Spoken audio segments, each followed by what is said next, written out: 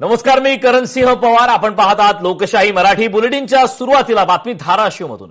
Operation tiger आणि तुळजापूर येथील CCTV प्रकरणी आमदार कैलास पाटील हे आक्रमक झालेत. तुळजाभवानीच्या सुरक्षेच्या मुद्द्यावर टिंगल-टवाळी योग्य नाही. ऑपरेशन टायगरच्या वक्तव्यावर कैलास पाटील यांनी पलटवार केलाय. सीसीटीव्हीच्या बाबतीत चायनीज जपानीज असं बोलणं पालकमंत्र्यांकडून अपेक्षित नव्हतं, अशी टीका सुद्धा यावेळी आमदार कैलास पाटील यांनी केली. सीसीटीव्हीमध्ये कैद झालेली वस्तुस्थिती योग्य वेळी समोर येईल असा दावा सुद्धा यावेळी कैलास पाटील यांनी केला. माझ्यावर पाळत ठेवायची असेल तर 24 तास कॅमेरे असलेली गाडी माझ्या मागे लावा, असं थेट ओपन चॅलेंज सुद्धा कैलास पाटील यांनी दिलंय. आमदार कैलास पाटील हे सध्या उद्धव ठाकरेंसोबत आहेत आणि उद्धव ठाकरेंच्या निष्ठावंत आमदार ज्यांची ओळख आहे त्या संदर्भात सुद्धा ऑपरेशन टायगरची चर्चा जोर धरत असताना आता आमदार कैलास पाटील यांनी सुद्धा जोरदार प्रत्युत्तर दिलंय. हा तुळजाभवानीचा प्रश्न, सुरक्षेचा प्रश्न हा प्रत्येकाचा भावनेचा, अस्मितेचा प्रश्न आहे.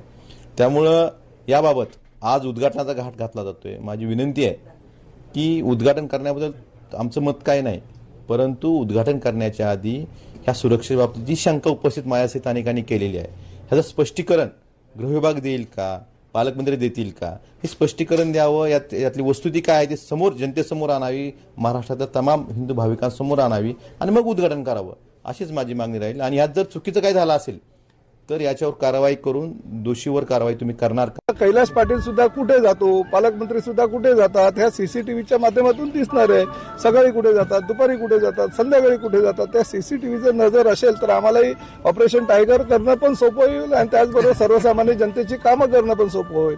त्यामुळे चांगली कामं आम्ही करत असू. माझ्यावर कुठे सर्व्हिलन्स ठेवायचे ठेवा. त्यांच्या परिवहन विभागाकडे एक तसली गाडी असते, त्याला कॅमेरे असतात. ती गाडी काय माझ्या मागे राहू द्या, काही अडचण नाही. ते एक माणसाच्या अस्मितेचा प्रश्न आहे, आपल्या भावनेचा विषय आहे आणि तो विषय डायव्हर्ट करण्यासाठी असं काहीतरी ऑपरेशन टायगर अशा गोष्टी ह्या बोलत आहेत. खरं तर ते जबाबदार व्यक्ती आहेत, या जिल्ह्याचे पालक आहेत.